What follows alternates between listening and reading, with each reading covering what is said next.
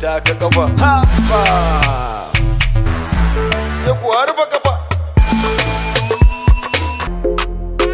Kai, me kuce a nan gurin? Ba ku san mun hana zama a nan gurin ba? A yallaɓai wallahi muna ɗan yin training. Training ɗin me? Nan gurin yema kama da filin bal.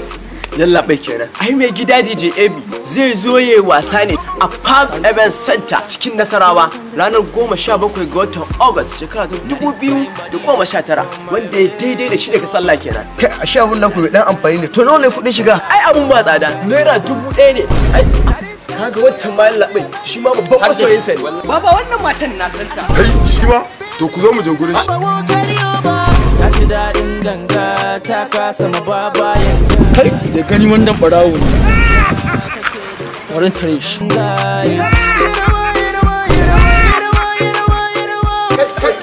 Kai da zafi ka zaka rike shaka me ma? Ba barawo bane? Ai wannan da kake ganin sa masoyin mai gida DJ AB ne. Talla ma la sake shi. Raka mu mu je mu sai ticket din show din DJ AB. daga taimako wallahi sai ai fito kuma na fito ba shi kenan